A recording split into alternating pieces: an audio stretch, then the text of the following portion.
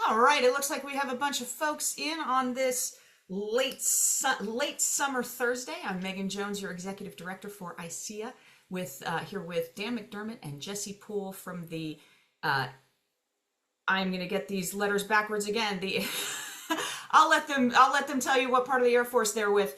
They did a cost challenge out at the Dayton chapter a couple of months ago to determine the cost estimate of owning a pet dog. And three teams got together. They did their data gathering all in one day, and then the winning team is going to present today. I'll let them tell you more about that.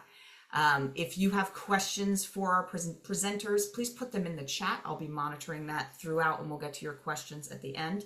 If you have a technical question, you can also put that in the chat. I'll be there to help you with it. And as just a general housekeeping note, around this time tomorrow, the recording of today's presentation will be up on the ICEA website and the ICEA YouTube channel. So if there's somebody you know who would have liked to attend today and couldn't make it, you'll be able to forward that to them starting tomorrow. So with that, Dan, why don't you take us away? All right. Thank you very much for the introduction.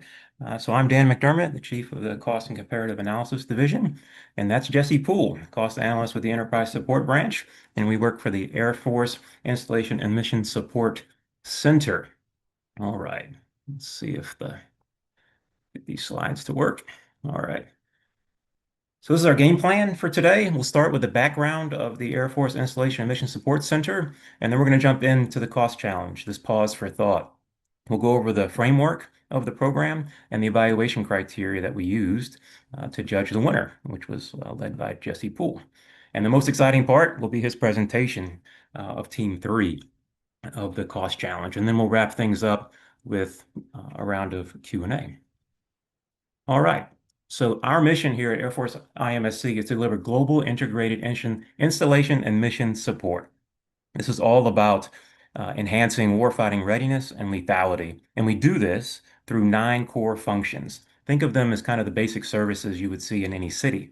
These include Airmen and Family Services, would be your child care, your fitness centers, your dining facilities, base communications, chaplain programs, all your civil engineering work, public affairs, financial management, logistics readiness, and security forces. Now, our public affairs office has done a pretty good job in creating a video. It's short, it's only about 2 minutes, that kind of outlines what we do and how we do it. Again, it's the underlying, it's the stuff, the day-to-day stuff that maybe isn't highlighted all that much, but is critical. All these core functions are critical for our mission success. So I'm going to switch screens real quick. See if I can get this going.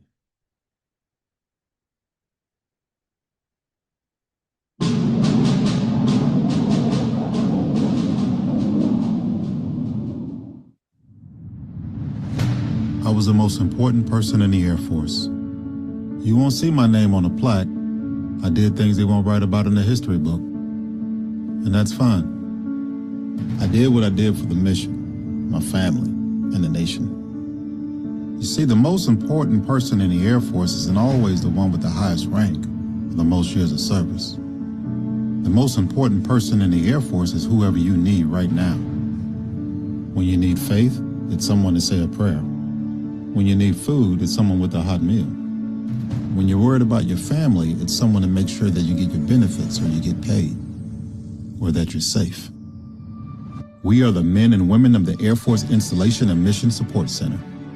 IMSC executes 9 major mission areas for the Air Force, and every one of them has one thing in common: the one mission to fly, fight, and win. You could look at it like no job is more important than any other job in the Air Force. Or you could look at it like no job in the Air Force is anywhere near as important as the one in front of you. That's how we treat our responsibility in Air Force IMSC. What we do is critical. On the IMSC shield, the Knight's Glove symbolizes the support that is grounded in an airman's pledge to be a warrior, day or night, around the world. There's a common misconception that in support, all we do is follow. Far from it. We lead. We lead airmen in their recovery. We lead the way with roads and runways. We lead the drive to get airmen and the public the information they need. When called upon, we deploy. We lead overseas the IMSC way. Selfless devotion to the command and the mission. Excellence in all we do. Integrity does not require perfection in actions, but devotion to core values, oath, and duty. I am IMSC. I am a chaplain, civil engineer, services, security forces, and public affairs. I am logistics readiness, base communications, financial management, and operational acquisition. When you're part of IMSC, you're part of the Air Force's foundational team and a new tradition of excellence and pride. You accomplish your mission without fail, and when you're the one the mission needs right this second, you're the most important person in the Air Force. Aim high, Airman.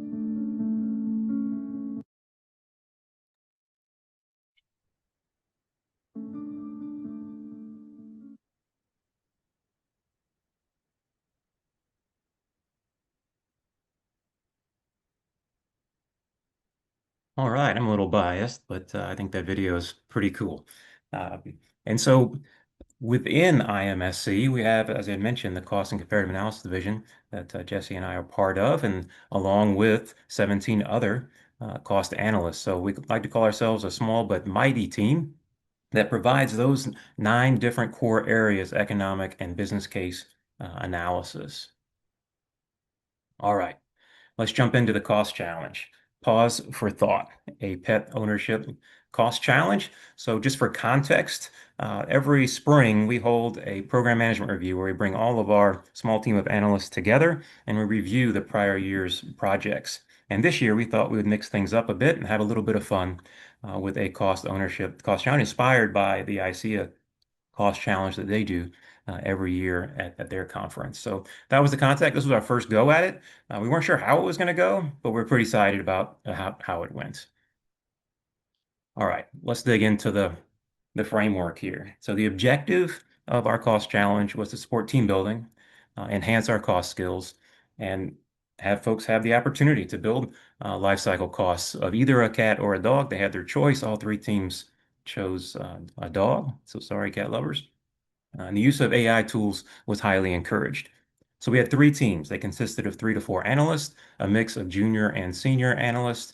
The timeline from the time they got the assignment, they had 24 hours. So I would say 6 to 8 duty hours to complete the project. The estimation methods varied, analogy, build-up, and parametric. The cost categories, these were required but not exhaustive. So initial investments, non-reoccurring and reoccurring costs, risk and uncertainty. The assumptions, again, we had some that required but not exhaustive.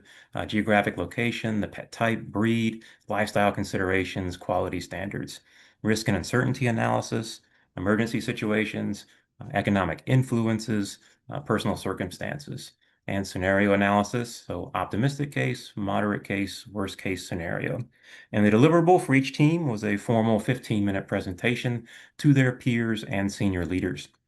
The evaluation criteria was thoroughness and accuracy, realism and justification, clarity and presentation, and insight and analysis. And they were judged by their peers. So everyone had the opportunity to judge themselves and their peers, the other 2 teams. We'll go more into that here in a second. But the ultimate goal was the opportunity for fun, a little bit of time pressure with the quick turn, a chance to collaborate, support team building, and of course, at the end of the day, enhance our cost skills. So more on the scoring rubric that we used at the end. So we had a QR code so folks could just go into the QR code and do their scoring. The ranges for the rubric were scaled from 1 to 4, 4 being exemplary, 3 being proficient, 2 being developing, and 1 being needs improvement. So it was kind of fun that we had the results instantaneously to know who was the winner there. All right. So the pod, we're getting close now to the main event here with the presentation of Team 3.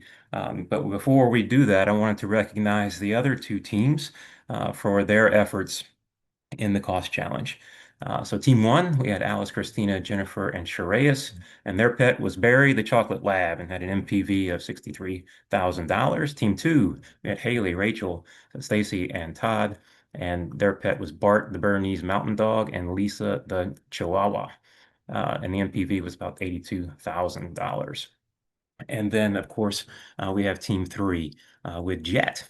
And that was with Jesse, Elna, and Tom. And he'll go into those details here in just a second. But interesting that the Team 3 and Team 1 that had just a single dog in their project came pretty close with their NPVs. I thought that was interesting. So with that, I think we're ready for the main event here, Jesse. All right.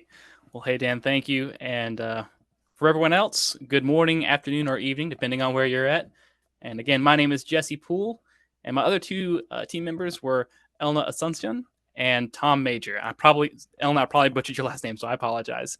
But yeah, so we were presented with the challenge of, hey, figure out what the life cycle cost is for owning a pet. And we had the choice between dog and cat. So we chose a dog, and our team discussed, and we decided, hey, we really like German Shepherds. Two of our team members had German Shepherds previously, and I've always wanted one as a kid. So that was what we decided to go with, was a German Shepherd. And his name is going to be Jet, which we'll see more on here in a second. So before I get into that, though, a little bit about myself. I've been a cost analyst with IMSC for about 8 months now, and I've been with the Air Force as a cost analyst for just a little over 7 years now. So yeah, that's it about me. With that, let's get on to the next slide. All right, so for our pupsonality profile, our dog's name is Jet, and we did choose a German Shepherd. And we would like to try to get a male, and we really would love it if he was able to be, super intelligent and trainable. We want a dog that's going to be social and energetic and active. Those are some of the traits we're looking for. But at the end of the day, we're going to love Jet no matter what. So if he doesn't fit all of our key traits, not the end of the world. But that's what we're shooting for when we are actually trying to select a dog from a breeder. Now, before we can actually, come up with our life cycle cost estimate, we got to have some ground rules and assumptions put in place. And so for normalization, we did select a base year of 2025 just to normalize all of our dollars.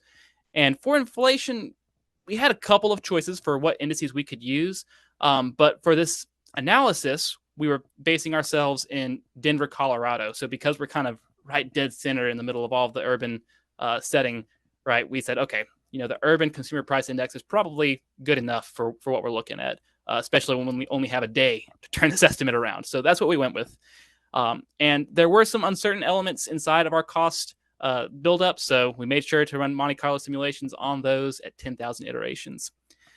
Now for adoption, right, we're looking at trying to get a dog from a breeder, and we're hoping to get a dog that's about 16 weeks old, because given the actual time frame of when you procure the puppy, they have to have their DHPP vaccination shots, right? And they generally get those at 8-week mark and then at the 16-week mark. So our goal is to say, hey, we already have all those vaccinations complete, so we don't have to worry about those. That's not going to be a cost that's going to be incurred by us. So that's our goal when we're looking at selecting a dog there. Now, as far as Jet's lifespan, we've did some research trying to figure out, how long do we think he'll live? And we ultimately said 12 years. That seemed to be the most common lifespan for a German Shepherd. And we really hope that Jet can hang around for a long time. And we're also assuming that there's not going to be any pre-existing health conditions that we have to worry about that might change what happens to our costs, right? Now, we're very fortunate because in our home in Denver, we were able to afford a house that actually is a fenced-in yard, right? And we already have baby gates because we had kids previously, and we already have some security cameras from the kids as well. So those sort of costs are already sunk. We don't have to worry about those kinds of things. But when it comes to Jet, we're going to be really picky about his food. We want him to have the best food possible because our goodest boy deserves it. So we're going to make sure that we invest a lot of money into that. And as you see the cost estimate later on, you're going to see how that plays a big part in the overall life cycle costs. Now for training, we're going to say that obedience training is going to start immediately. And fingers crossed, it's going to be completed within a year. We're assuming that Jet's going to be a very good trainable boy and that we're not going to have any big issues outside of that 1 year period. Same for potty training. 6 months is what we're hoping for. Hope it won't take any longer than that. So for the purpose of the analysis, we're saying 6 months to potty train should be pretty solid. Now, as owners, we're going to be the main parents, but we are making some assumptions because our neighbor actually does own a dog as well. And so we're going to assume there's some sort of relationship going on there where we can say, hey, you watch our dogs while we go on vacation, we'll watch your dog while you go on vacation. So we have that kind of assumption put in place for when we do take those family trips. And as for insurance, so doing a bit of digging, right? It seems the most common annual cap on insurance is about $5,000. And we're assuming it's going to be about a $500 deductible with 70% reimbursement associated with that. And then for furniture coverage, man, when we went and bought our furniture, from Rooms to Go and stuff, we made sure that we got all of our warranties and stuff put in place. So we don't have to worry about if Jet decides to tear up a pillow. We've got that stuff covered, and that's a sunk cost on our part. So we don't have to worry about that in this analysis. And then as for jobs, we're not expecting Jet to be like a service animal or anything like that. And we're also anticipating no hospice care is going to be needed for Jet at the end of his life. We're hoping that he'll have a healthy life for long term, and that'll be that. So with that, let's move on to the next one. All right. Now, cost data sources and risk bounds. Now, there's a lot of different data sets out there, right, for when it comes to the actual cost of owning a dog and owning a German Shepherd specifically is what we were looking at. And we wanted to make sure that all these sources were well vetted, right? So that's where we use stuff like, Nipper GPT and Copilot to kind of say, hey, what are the sources of these? Are these credible people? And instantly, when we put in our source, it was able to spit out, yes, this is what they have done. This is where they've gotten all their data from. This is why they're a credible source. So all of our cost data that we use throughout our life cycle cost estimate is listed out here. And that is basically what's also used in our risk bounds as well. So we made sure to cross-check all of our cost data and make sure that it was a valid data source before we utilized it. Now, bottom line up front for our top level results at the mean, that's going to be our then year expenditure dollars with risk included. We're looking at a grand total of $71,609.97 for the total life cycle cost of our good boy Jet. Now, that seems like a lot, and you got to remember that's over his 12-year life. But we'll kind of see more about the breakdown of that later on. But just note that the adult phase, that's going to be the biggest chunk of his life, right? So that's why that cost is way up there, with the puppy phase only being about 1 year, and then the senior/end of life being like 3 to 4 years. So that's the general breakdown there. So we'll now go on to the top level cross check here just to see. So that number, when we came up with it, we were like $71,000. Is that real? Is that how much that it costs to to actually own a dog over the life cycle? And we did some research, so we were able to do a cross check with Pet Budget, and they said, yeah, for a German Shepherd, you're going to look at anywhere, if you have a dog that lives to be about 9 to 11 years. Now, just note that again, Jet, we're assuming 12 years. But for a dog from 9 to 11 years, you're going to be spending at least $47,000 over his life, but it could be upwards of $99,000. So with that, we felt pretty confident with our end number, with that $71,000 for the period of analysis on that. So we feel pretty solid on that. Now, as far as the phasing of the estimate, you can see that puppy phase. There's going to be a lot of non-recurring costs up front, right? That initial investment of the puppy is a pretty big chunk of change, right? And then you can see once we get into the adult phase the following year, it drops down, but then of course we're going to have some cost increases due to escalation and whatnot. So that's going to kind of ramp up over time. And then same when we get to the senior phase, it ramps up a bit more because there's going to be more senior costs that are involved. And then there's a little blip at the end. We'll talk more about that later. It's kind of sad, but for now, we'll ignore that and move on to the next slide. All right, so for the puppy phase, we only have 1 year that we're worrying about with Jet. And there's a lot of upfront costs we have to worry about. We have the initial acquisition, right? We've got our vet care with that initial vet visit. We've got to worry about the grooming, supplies. So we're going to have some upfront one-time costs that we're going to have to include when we get Jet, as well as training, and then other contingencies like the insurance and just unexpected expenses that might sneak in there that we just aren't really certain are going to occur, right? So that's the initial breakdown of the puppy phase. And then for the adult phase, so as Jet gets older, we've got a lot of our initial investment completed, right? So we really only have recurring costs at this point. So we have our annual vet visit. We've got to have Jet groomed. Then we have our supplies, right? We've got that food, the meds, toys, bedding, cleaning, and then obviously the contingencies there as well. And if you look at the total point estimate, it's sitting at 37,900. Well, if you look at supplies, that's a big chunk. And it turns out that the food that we picked out was pretty expensive. If I remember correctly, I think it was something like $100 to $150 a bag. It was the top end, the best food that we could possibly get. And we're obviously paying for it. So that's something that we're going to have to be thinking about. Is that really what we want to do? As for me, I think yes. I think that I want Jet to have the best possible. So it's a cost, but I think it'll be well worth it.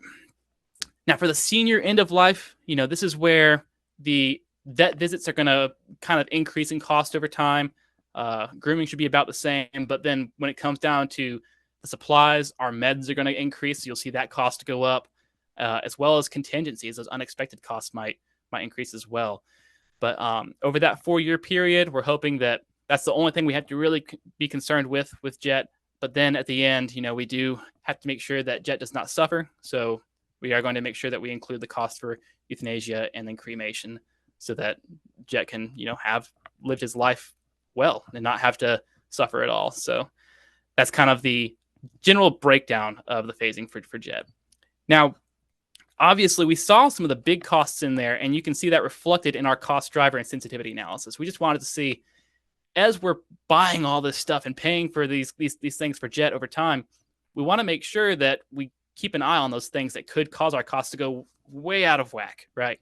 And after running that sensitivity and cost driver analysis, we can see that those the cost of that food bag is pretty high. It's pretty high, with the unexpected costs coming up right behind that. There's a lot of uncertainty that can happen with the actual outcome of what happens when we buy the dog. There could be some unexpected expense that we just aren't thinking about. So yeah, cost of food bags, that's a big one we got to be careful about. So keep it on those food bag costs. If that goes up higher than what we even had estimated now, that could really drive the overall cost to go past what we are budgeting for. Now, for uncertainty, we did go ahead and apply uncertainty to a good bit of our elements. We tried to keep it simple, so we just kept a right skewed triangular distribution on stuff like the vet visit, grooming costs, dog food, training, and then insurance. Those are all pretty variable items that can change over time. And you can see that with that, at the mean, we're sitting at our 72,000 roughly, but upwards of 80,000, right, if things get out of hand. So we got to keep that in mind, that worst case, we could be adding on another 8,000 or 9,000 with just our point estimate. So that's one thing to keep in mind in terms of our funding levels. Now, for what if drills, we wanted to make sure that we were thinking about everything, right? Because yeah, we're looking at what we assume is going to happen, but there could be some things that happen that maybe cause our costs to come down, or we could have some really bad things that happen that cause our costs to go up. And we wanted to look at that by the puppy phase, the adult phase, and the senior phase, right? Just to see what would happen with our costs if we had a best case versus a worst case. Now you can see during the puppy phase, the green bars, that's all of our point estimate. And, best case, maybe our adoption costs are lower. Maybe all the initial shots are complete, not just the DHPP, right? We have everything else get done. So that could potentially cause our costs to go down. Same for, stuff like our health. If Jet has really good health, then those medical costs might go down. Same for the insurance. We could just get some really good insurance premiums for the total life of Jet. So you can see that through the puppy phase, the adult phase, and the senior phase. And then for the worst case, we have that high purchase cost. So maybe the breeder that we are going with, they just have a really high cost for the initial investment on getting Jet. But that's something we have to be considering. Same for, medical stuff. There could be a lot of medical issues. And one thing I want to point out, when you look at the adult phase, you might notice that orange bar for worst case, it's actually a little bit lower than the point estimate for our just regular case, right? And the reason for that is kind of worst case would be if Jet kind of transitions into the senior phase sooner, right? Maybe he starts having those medical issues a lot sooner than we expect. So that's why the cost looks lower there, but it's really because that phase is a bit shorter for the adult phase. And you can see that in the senior end of life phase, the worst case gets shot way up because that period is going to be a little bit longer where he has to have more medical treatment over time. So that's one of the things we have to think about, in case he does have medical issues, but we're hopeful that's not the case. So you can see best case grand total is 47,000. And then the worst case would be upwards of 80,000. So just some stuff to be thinking about as we get Jet, that, hey, if we start to see some of these issues come forth sooner, then maybe we need to start planning for our budget to be a little bit higher later on. Or maybe we just have really good time with Jet and end up having a lower cost where then we can just go on vacation or something. I don't know. We'll see. But that's kind of the gist of the what if drill for Jet there.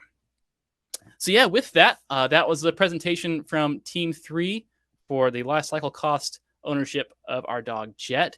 Had a lot of fun with building up this presentation, but man, doing it in a day was a little stressful, right? We were just sitting there typing away, and I can't imagine us being able to knock out both the model buildup and the slide deck, right, without the use of like AI. So we definitely implemented a lot of Nipper GPT, which is like a Chat GPT equivalent that's Nipper compliant, along with Copilot for some of the slide generation and some of the images that you saw throughout the slide deck.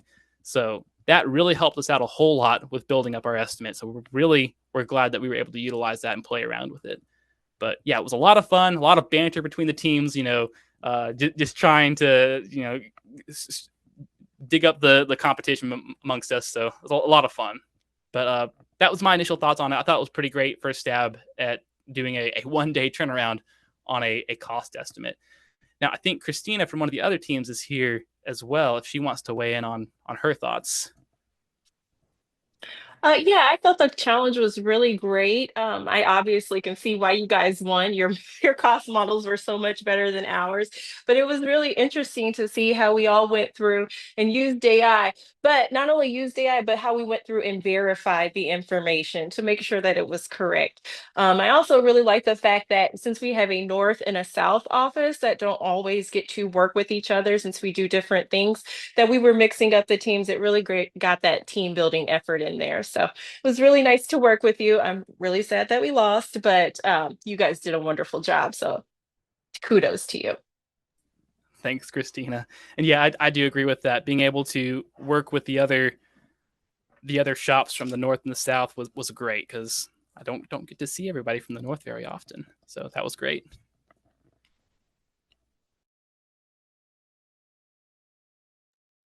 All right, great job, Jesse.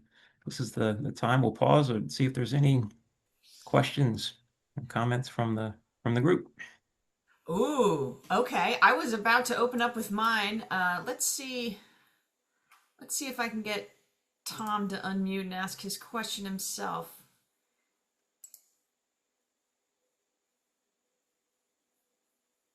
Just give me one sec. If not, I'll read it. So Tom Bosman comes in and asks if tipping or grooming for the dog was captured as one of the expenses. Oh man, the tip in there. I don't think that we necessarily included that directly. We definitely had risk on a few of the items, and we did have our unexpected expenses. That might be more so one of those things where you just kind of do it like you're eating out. But no, I don't think we actually directly included tipping. That's a good one though. That's a good one to think about, because a lot of times, even when we're thinking about eating out, right? Yeah, might not think about the tipping straight away. So that's a good one. It's a 20% increase on expense. It really does matter. It is.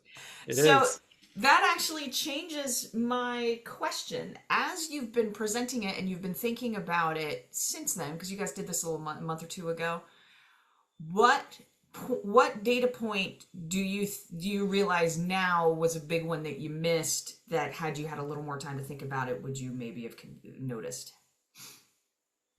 Yeah, I think that not necessarily missing the data point as much as it is diving deeper into it.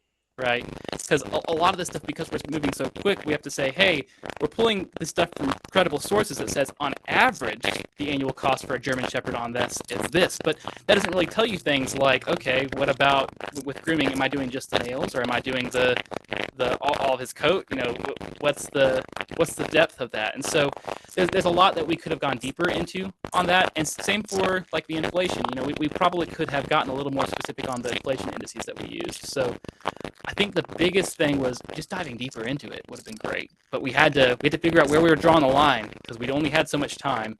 But yeah, little things like that. Thinking about the tips, right, on the grooming and stuff like that. It's stuff to think about, right, by diving deeper into it. So I think that would be the big thing, was just how deep we could go into it. But having a day, I think we did okay on drawing the line, but there's stuff that I'm just like, I don't like using this day. On average, it's this, right? Well, you've got part of the parameters of the challenge, and what makes it challenging is that you guys, chose a short turnaround, and I think that's great. And which also nicely brings me to the question I was going to ask, which is more for Dan. Tell me more about the experience you guys had in making this a thing for the chapter and the team to get involved with. Yeah, it was. I mean, it was a little bit of a challenge just with the time frame that we have, but obviously having the ICEA framework to build off of made that um, achievable. The topic that we were going to use, that was something we struggled with as far as, well, what are we going to cost out? The cost of a child was another thought that was out there. Then there's a thought of making it more realistic to our world, like the cost of maintaining swimming pools on installations, versus something as abstract as, the cost of a pet. But the first time out, we did the pet. It was fun. Going forward, we'll look for things that are more or less abstract, I'll say, and more in our wheelhouse that can be used for real world, applications in the cost projects that we have coming up. Well, and I think that's a good, compliments to your approach. Doing something like adding a swimming pool to an installation, like that's fun and creative, but still grounded in reality, and something that's nice and small. So I'm hoping I see a couple of folks on the attendance list right now that are part of the ICEA chapters, and I hope you guys are listening, because this is a great idea, and this can be such a fun project to do with your groups and your teams, or even not even a chapter, but if you have, like you're saying, with a North office and a South office, this could be a really fantastic way to bring everyone together. The teams that participated in ICEA's cost challenge this year all commented on that, about how they really enjoyed seeing almost the entire, all of the steps put into one, and getting to work with every part of it. So that was great. And it seems like you guys had the same thing. Kudos from the audience about how this is awesome, because yeah, kids want a dog, kids want a pet, and nobody knows how expensive it's going to be. We all want stuff, whether it's a new car or an addition on the house, or whatever. Cost estimating happens even when we're not realizing it's happening. This is fantastic. Well, what I'm going to say, I'm going to kind of close things up, because it looks like the questions are sort of dying down. But of course, if somebody didn't get their question in on time, or has one who's listening here on the recording, send us an email at ICEA@ICEAonline.org. We'll be happy to connect you with Dan, Jesse, or any of the team with today. Fellas, do you have anything you want to say to close us out? Because I think we might just be about to wrap it up. Yeah, I'll just say thanks for the opportunity. This is a cool chance for us to share obviously the inspiration from ICEA to do the cost challenge. So yeah, thanks for the opportunity and the support. Awesome. Yeah, thank you so much. Fantastic. Thanks, guys. Thanks, everybody, for joining us live and on the recording. We will catch you on the next one. Until then, have a fantastic time and be good to yourselves.